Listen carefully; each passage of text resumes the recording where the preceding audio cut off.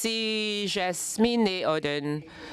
Je suis heureux de vous présenter donc la partie suivante, c'est donc le discours des laïcs. On voit la puissance des laïcs ici à la conférence générale et aussi d'où je viens dans les grandes plaines.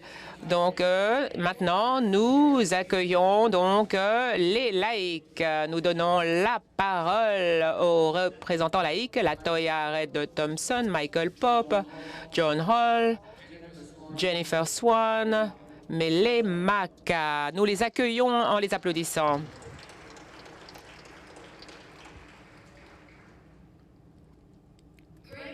Bonjour à toutes et à tous. Je m'appelle Latoya Red Thompson, afro-américaine, femme, jeune, et je suis honorée d'être la présidente de l'Association des responsables laïcs des conférences annuelles, AACLL. Je suis également privilégiée d'être donc la responsable laïque de la conférence annuelle du Mississippi. Je voudrais vous présenter le reste de notre comité exécutif. Nous sommes tous en noir, vous l'aurez constaté. Certains d'entre eux sont à ma gauche. Michelle Pope, afro-américaine, femme, elle est vice-présidente de l'AACLL et elle est donc responsable laïque de la conférence annuelle de Californie-Nevada. Jennifer Swan, elle est la secrétaire de l'AACLL et responsable laïque de la conférence annuelle de Louisiane. John Hall, il est le trésorier de notre organisation et responsable de la conférence annuelle de Caroline du Nord. Mele Maka est membre du comité exécutif de notre organisation donc, et responsable laïque de la conférence annuelle de la Californie Pacifique. Rich Ewan est également membre général du comité exécutif, donc, et il est le responsable de la conférence annuelle de la Nouvelle-Angleterre. Margaret Bonger est présidente du comité des nominations de l'AACLL et responsable laïque de la conférence annuelle de l'IOA. Et Nancy Tam Davis est l'ancienne présidente de notre association. Elle est la responsable laïque maintenant de la conférence annuelle du Pacifique Nord-Ouest. Le docteur Herman Todt est un homme. Il est président de la conférence annuelle des directeurs des ministères des services laïcs et ancien directeur du ministère des services laïcs de la conférence annuelle du Texas Nord. Le dernier, mais non le moindre, c'est David Thiel. Il est le directeur laïque et il est agent de liaison avec les ministères de formation et le comité exécutif. L'objectif principal de l'AACLL est de permettre et d'équiper donc le ministère des laïcs. Donc, il s'agit de créer des programmes. Le paragraphe 127 du livre de discipline de 2016 est intitulé « Le ministère des laïcs » qui stipule « Le ministère des laïcs découle d'un engagement en faveur de l'amour du Christ. Les membres laïcs de l'Église méthodiste unie sont, de par leur histoire et leur vocation, des défenseurs actifs de l'Évangile de Jésus-Christ. Chaque laïc est appelé à accomplir la grande commission. Donc, Matthieu, chapitre 28, versets 18 à 20. Chaque laïc est appelé à être missionnaire. Le témoignage de laïcs, leur exemple de vie quotidienne à l'image du Christ, ainsi que le partage de leurs propres expériences de foi dans l'Évangile. C'est le premier ministère d'évangélisation par lequel tous les peuples connaîtront le Christ. Et c'est ainsi que l'Église méthodiste unie remplira sa mission. L'Association des responsables laïques de la conférence annuelle concentre ses efforts pour amplifier ce témoignage sur la base d'un thème quadriennal. Pour le quadriennat 2025-2028, nous sommes mus tant que corps, à nous orienter vers le thème « Ensemble par la grâce ». Donc, pour cela, c'est le chapitre Éphésiens 3, 14. C'est pourquoi je m'agenouille devant le Père. Toutes les ethnies du ciel et de la terre sont reconnues par lui. Je demande qu'il vous fortifie intérieurement selon la richesse de sa gloire par l'Esprit. Je demande que le Christ vive dans vos cœurs par la foi. Comme vous êtes bien enracinés dans l'amour, je demande que vous ayez la force de saisir la largeur et la longueur, la hauteur et la profondeur de l'amour avec tous les croyants. Je demande que vous connaissiez l'amour du Christ qui dépasse toute connaissance afin que vous soyez entièrement remplis de la plénitude de Dieu. Gloire à Dieu qui peut faire bien plus que tout ce que nous pouvons demander ou nous imaginer par sa puissance à l'œuvre en nous. Gloire à Dieu dans l'Église et dans le Christ pour toutes les générations, pour des siècles et des siècles. Amen. Ces passages, combinés avec le paragraphe 127 du livre de discipline, donc Éphésiens 3, 14 à 27, sont nos points de repère pour le prochain quadriennat. Ces passages nous poussent à nous poser trois questions. Comment commencer ensemble par la grâce? Comment rester ensemble par la grâce? Comment avancer ensemble par la grâce? Jack Korn, laïque méthodiste et photojournaliste à la retraite du Tennessee, a vécu son témoignage à travers l'objectif de son appareil. Écoutez comment il est devenu témoin de la grâce et disciple de Jésus-Christ sur le marché.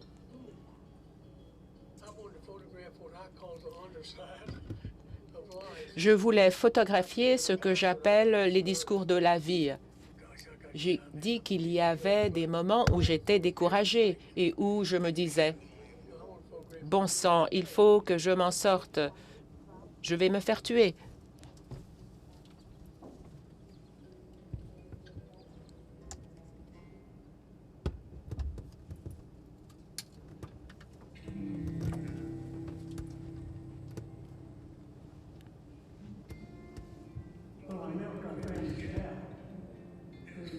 Je voulais photographier ce que j'appelle les dessous de la vie. J'ai dit qu'il y avait des moments où j'étais découragée, où je me disais, bon sang, il faut que je m'en sorte. Je voulais tout photographier.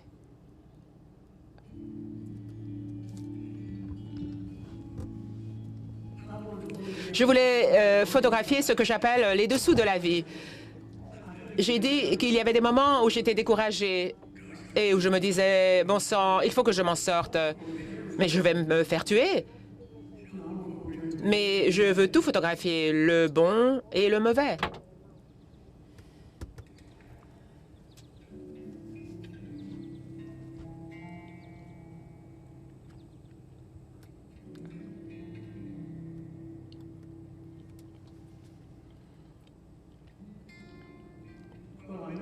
Et donc, j'ai trait la vache de notre famille. Et c'était la première fois que j'ai commencé et je n'avais plus fait cela depuis longtemps.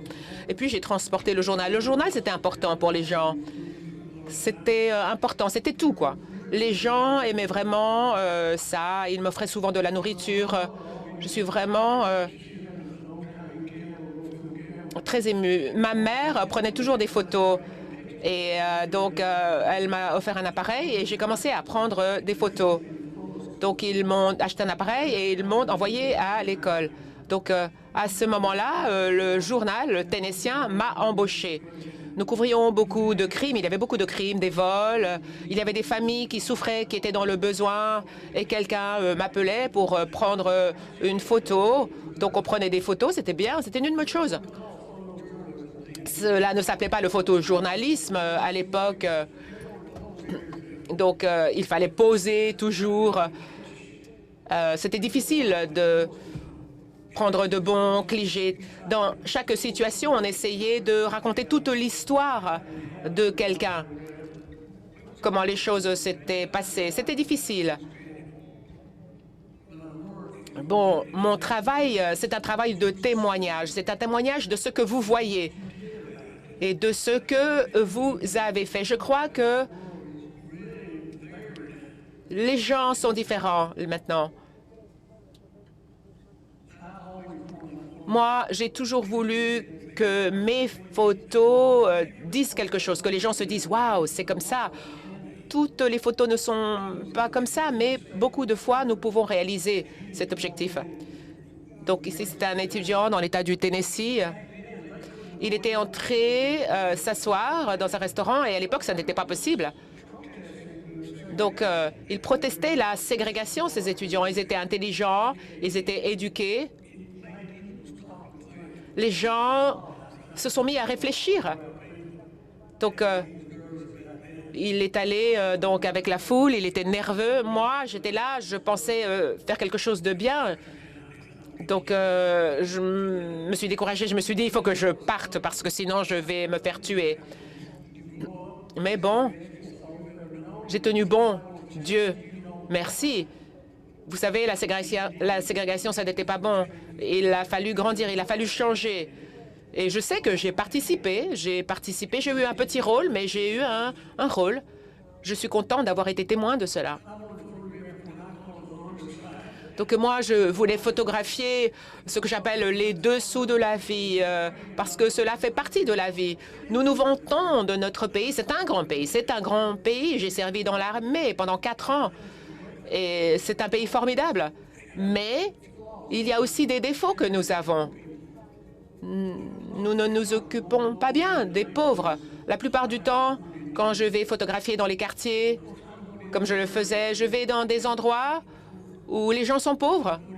Je vais dans des endroits où la plupart des gens ne se rendent pas. Personne n'y allait. Mais j'y allais et personne ne m'a jamais dérangé. Les gens étaient gentils, ils m'offraient de l'eau, ils étaient gentils. Beaucoup de gens ne veulent pas aller faire des photos là-bas. Moi, je veux tout photographier. Je veux photographier le bon, le mauvais. Et je pense qu'il faut qu'on montre ce genre de choses. Donc, le Tennessee était très libéral avec moi. Il me laissait la liberté de faire ce que je voulais. Je montrais des photos que tout le monde aurait pu prendre s'il s'était rendu sur place. Il suffit d'y aller dans ces endroits et prendre le temps de photographier. Moi aussi, je prends encore des photos. Je prends des photos de mes petits-enfants maintenant. J'ai vu de la grâce dans mon travail. Quelque chose de bon est ressorti. Je veux rendre le monde meilleur. Je veux prendre des photos de la vie telle qu'elle se déroule. Et je veux que le public puisse voir mes photos. Mes photos se trouvent parfois dans des musées maintenant, des musées nationaux. C'est un grand honneur. J'ai eu une très belle vie. J'ai passé de bons moments. Je maîtrise mon sujet maintenant. Ma famille était méthodiste. J'ai des ancêtres qui étaient prédicateurs méthodistes. Ce qui est difficile parfois, c'est de faire des choses, d'accomplir des choses. Et j'espère que mes photos ont donné un coup de pouce à des gens. Si elles ont été suffisamment diffusées, si les gens ont vu mes photos, c'est ce que je voulais. Je voulais que mes photos aident des gens dans les Appalaches. Vous savez, parfois les gens donnent l'impression de se vanter. Moi, je ne veux pas me vanter, je veux simplement dire ce que j'ai fait. Et l'histoire sera le juge. Le juge qu'est l'histoire, parfois c'est un juge intransigeant. J'ai fait du bien, j'ai vécu une vie glorieuse. Je suis très heureux de m'être beaucoup amusé. Je n'ai pas de regrets. Je m'appelle Jack Korn et je suis un disciple sur la place du marché, sur le marché, comme on dit. Jack Korn nous rappelle que nous, les personnes appelées méthodistes, nous pouvons commencer à répondre à ces questions qui commencent par comment, en devenant des témoins actifs. Nous sommes là pour assister aux témoignages de nos frères et sœurs. Nous sommes là en adoptant l'esprit de Jésus lorsque nous observons et que nous éclairons ces témoignages. Et nous vivons notre foi en rassemblant d'autres personnes pour apporter nos soins. Nous répondons aux questions en revisitant nos débuts. Comment avons-nous commencé? Par la grâce. C'est notre première question. Donc, à l'automne 2023, donc Ashley Bogans a parlé aux membres de l'AACLL, du ministère laïque de notre histoire wesleyenne. La secrétaire Bogan donc, a décrit Susanna Wesley, la mère de John Wesley, comme étant rebelle, sceptique, pleine de bonne volonté, et influente sur ses 19 enfants, y compris John et Charles. Lorsque John avait 8 ou 9 ans, sa mère Susanna avait donc des services chez elle où elle prêchait après le culte du dimanche, pendant que son mari Samuel était en déplacement, donc dans sa fonction sacerdotale pour l'Église d'Angleterre. Son public, c'était 200 personnes dans sa cuisine chaque dimanche, car les gens préféraient parfois son enseignement et ses exhortations au service officiel. Imaginez cela. John Wesley a appris des choses de sa mère. Il a tiré des enseignements et de son témoignage à sa mère. Donc, il a vu que le fait de pouvoir rassembler des gens exige donc une énergie incroyable. Elle avait un esprit ouvert, un cœur ouvert. Elle a également enseigné à John à se concentrer sur la diffusion de l'amour de Dieu à ceux qui en ont besoin. Aller au-delà de ce qui est acceptable pour l'Église de l'époque. Charles et son frère cadet, Charles, ont donc été profondément touchés, marqués par leur mère, ainsi que par une autre femme qui s'appelait Madame Turner. Donc, le 28 mai 1738, Madame Turner s'est tenue devant la porte de Charles et elle a dit « Au nom de Jésus de Nazareth, lève-toi et crois, et tu seras guéri de toutes tes infirmités. » Charles a cru et il a été guéri. Madame Turner était à l'écoute de l'appel de l'Esprit et parce qu'elle était une ecclésiastique poète et musicienne de 30 ans, Charles Wesley a été guéri et libéré. Au premier anniversaire de sa conversion, le 21 1739, Charles Wesley a écrit un poème qui est devenu le premier cantique de presque tous les hymnes méthodistes depuis 250 ans. Donc, c'était à l'occasion de ma conversion. Est-ce que vous savez comment ce poème s'intitule aujourd'hui? Il y a des méthodistes, des érudits méthodistes. Oh, pour 1000 langues, c'est le titre. Et Charles s'est dit, oh, que le Christ me parle. Il décida de croire que la voix de cette femme laïque était la voix de Dieu. Et il fut guéri, car il crut. Il se leva dans la confiance, dans l'amour et dans le pardon de Dieu, grâce à Madame Turner, qui était à l'écoute de l'appel de l'Esprit. Comment avons-nous commencé ensemble par la grâce? Nous avons commencé en tant que mouvement mu par 2 hommes et inspiré par 2 femmes laïques et bien d'autres personnes. Oui, nous pouvons applaudir à cela. Ces 2 témoins laïcs étaient des défenseurs actifs de l'Évangile de Jésus-Christ, comme c'est décrit dans le paragraphe 127 de notre livre de discipline. Le peuple appelé méthodistes avons commencé comme une réponse radicale pour répondre à la grande commission de Dieu, un appel que les frères Wesley ont reconnu et adressé aux laïcs et au clergé. Comment restons-nous ensemble dans la grâce? Depuis notre dernière conférence générale, nous avons vécu une période de transition et de transformation. La pandémie de COVID s'est installée. Et donc, il y a eu cette pandémie qui a fermé les portes de nos églises, de tous nos ministères traditionnels. La pandémie a exigé des laïcs et du clergé de s'adapter à cette chose merveilleuse qu'on appelle Zoom. Et j'aurais dû investir davantage dans Zoom. Certains d'entre nous n'ont pas pu assister à la perte des membres de nos familles en raison de ce COVID. Le COVID nous a empêchés de faire beaucoup de choses. Il y a eu ces crises de santé mentale, l'économie, les sans-abri, la guerre, la violence,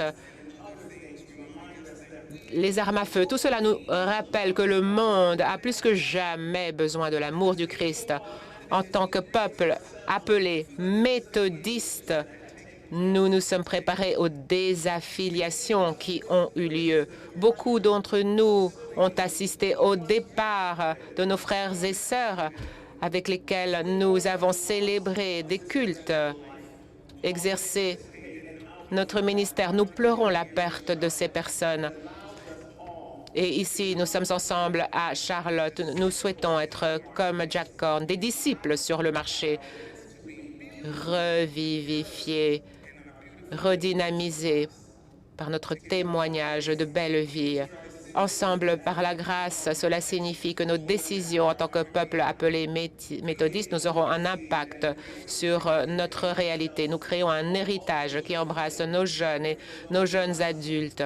Et nous prenons soin de personnes qui, comme moi, vieillissent. Comment restons-nous ensemble par la grâce? Dans la conférence annuelle Californie-Nevada, qui est la mienne, nous avons vu des laïcs et des membres du clergé travailler ensemble pour partager l'amour du Christ aux gens qui sont victimes de fractures dans le contexte de la Californie et du Nevada. Nous avons vu donc des ministères certifiés, donc des ministères qui se remplissent de laïcs désireux de s'associer au clergé pour témoigner de la puissance de l'Esprit Saint lorsque nous vivons tous ensemble dans la liberté procurée par la grâce. Nos ministères ethniques ont contribué à la traduction de cours proposés par les ministères. Il y a ce partenariat entre le Conseil responsable des laïcs, le personnel de la conférence, les laïcs et les clergés, pour créer un environnement d'amour qui n'est pas parfait, mais il est rempli d'amour. La conférence Californie-Nevada est l'une des conférences les plus diversifiées des États-Unis, avec 200 langues qui sont parlées. C'est une opportunité d'embrasser un nouveau royaume de Dieu. Je veux vraiment saluer nos frères et sœurs tongiens qui ont traduit donc le programme des orateurs laïcs et des ministres laïcs dans la langue tongienne. Mes frères et sœurs, lorsque nous travaillons ensemble, l'impossible devient possible. Et nous commençons à voir un royaume qui se manifeste dans chaque quartier, qu'il soit urbain ou rural. Nous restons ensemble en nous considérant véritablement comme frères et sœurs, en éclairant nos vies respectives. Nous restons ensemble en partageant nos témoignages. Nous restons ensemble en vivant dans un avenir qui témoigne de quelque chose de nouveau. Nous restons ensemble en renforçant notre témoignage. La conférence annuelle du Mississippi a perdu beaucoup dans un quadriennat. En un quadriennat, ma conférence annuelle a perdu la moitié de son église. La pandémie de COVID, une apathie culturelle croissante, un désintérêt et bien sûr la désaffiliation. Ce ne sont que quelques causes de notre difficulté. Parfois, j'ai eu du mal avec mon mari, un pasteur local, à rester en 2020 et 2021, donc à rester en vie donc au sein de notre Église. Nous avons aussi vu donc la perte de 6 membres de notre Conseil des laïcs. Ils nous ont quittés avec leurs églises. L'Église dont j'étais membre depuis plus de 10 ans est partie, a quitté notre conférence le 31 décembre 2023. C'est un chagrin immense. Ce chagrin causé par l'affirmation de la séparation de chaque Église lors de la session de la conférence annuelle, c'est quelque chose d'incroyable, une souffrance insondable. Mais il reste la résilience chez ceux que l'on appelle méthodistes. L'un des membres du Conseil de laïcs est dans une église de désaffiliation et a demandé à l'évêque Lewis, lors d'un appel au Conseil, évêque, mon église est partie, mais moi je reste. Qu'est-ce que vous allez faire de moi, par exemple, évêque, l'évêque Lewis, qui ne s'est jamais détourné d'un défi, a répondu, Sarah, je crois que nous avons quelque chose pour toi. Elle a expliqué les concepts des églises phares et comment la conférence du Mississippi avait créé et soutenu des ministères pour les personnes qui, justement, décident de rester méthodistes unis. Le docteur Sanders, la dirigeante laïque du district qui avait posé la question à l'évêque Lewis, a non seulement fondé une église phare, mais également fondé une église phare, réellement phare. À partir d'un groupe de 7 personnes, comme le groupe wesleyen, on a commencé à se réunir et à tenir des services du culte au printemps 2023. Méthodistes, reconnaissant un Dieu de leur avoir donné un moyen de rester ensemble par la grâce, on a décidé de nommer la nouvelle église Église méthodiste unie grâce, et avec un espace de réunion, participation hebdomadaire supplémentaire. Davantage de personnes sont venues avec des gens qui voulaient savoir comment rester ensemble dans la grâce. À ce jour, la conférence du Mississippi a formé et certifié 14 églises phares pour ceux qui veulent rester méthodistes unis. 5 de ces églises sont de nouvelles créations d'églises par des membres d'églises déplacés. Dans le Mississippi, ce sont là quelques exemples de la façon dont nous continuons à renforcer notre témoignage ensemble par la grâce. Comment avançons-nous ensemble par la grâce? C'est là une question très difficile, mais nous pouvons faire des choses qui sont difficiles. Nous répondons lorsque nous engageons dans des conférences et une prise de décision qui nous permet d'apporter notre foi à ce monde qui est brisé. Nous le faisons par le pardon en nous-mêmes et dans le pardon de ceux qui nous entourent. Nous, ceux qu'on appelle méthodistes, nous sommes guidés vers un avenir où nous voyons les uns les autres comme étant une création précieuse. Le Saint-Esprit nous pousse à vivre de l'intérieur vers l'extérieur. Pour cela, nous posons la question, comment est-ce que nous pouvons être aux côtés de nos frères et sœurs? Comment est-ce que nous honorons les multiples pensées qui enrichissent notre chemin spirituel ensemble? Nous nous débarrassons, chers frères, sœurs, de notre culpabilité, jugement, en écoutant, lent à parler et lent à se mettre en colère. Ensemble, laïcs, membres du clergé, on nous demande de construire des ponts. Nous le faisons en restant enracinés dans notre foi, en partageant l'amour, je dis bien amour du Christ dans chaque cercle où nous nous présentons. L'un de mes films favoris, j'adore d'ailleurs les dessins animés, c'est Le Monde de Nemo. Dans ce film d'animation, un poisson, Nemo, se fait prendre dans un filet avec d'autres poissons de tout l'océan. Et tous les poissons sont dans ce filet, ce qui leur permet de nager dans toutes sortes de directions, et pourtant ils sont dans ce bateau. Et donc il est plus facile pour eux d'être dans ce même groupe. Nemo reconnaît donc le plus petit, puisqu'il est le plus petit, il leur dit « venons ensemble pour essayer de nous sauver ». Et c'est ce qu'il hurle. On va maintenant nager dans la même direction vers le bas. Et c'est ce qu'ils font. Le poids de leur nage ensemble brise la grue qui tient le filet et ils sont libérés. Chers frères et sœurs, ensemble par la grâce, nous nageons ensemble dans l'espoir et l'amour pour créer la liberté spirituelle qui encourage la curiosité, l'imagination, le pardon et l'amour. Que la volonté de Dieu soit faite alors que nous construisons une nouvelle Église qui est remplie de ministères transformateurs qui apportent l'amour de Jésus à la rupture de notre monde. Par la grâce, ensemble, nous nageons vers la liberté, vers une nouvelle Église transformée, me disait ma sœur. Ensemble, par la grâce, même si nous sommes petits, nous sommes victorieux. Dans Juge 7, l'histoire de l'armée de Gédéon, nous apprenons que nous servons un Dieu qui prend plaisir à montrer sa puissance en faisant beaucoup avec peu. L'armée de Gédéon est passée par des dizaines de milliers, de 10 000 à 300 contre d'innombrables Madianites et Alamacites. Dieu s'est servi d'un reste pour combattre les ennemis d'un peuple fidèle de manière radicale et même peu orthodoxe. Dieu en a pris quelques-uns pour avoir un impact extraordinaire. Et Dieu fera la même chose avec ceux qu'on appelle méthodistes. Ensemble, par la grâce, nous savons que rien n'est impossible à Dieu. Il a dit à Abraham et Sarah, il a dit à Marie et à Élisabeth d'avoir des enfants. Ensemble, par la grâce, non seulement ce n'est pas impossible pour Dieu, mais rien n'est impossible pour nous. Jésus l'a dit à Matthieu, à 17-20, pourquoi est-ce que nous ne pouvons pas entendre? Il a dit, rien n'est impossible pour vous si vous avez la foi. Et enfin, je vous dirais que 3.21, les Éphésiens, qui peut faire davantage que l'on pourrait demander ou imaginer.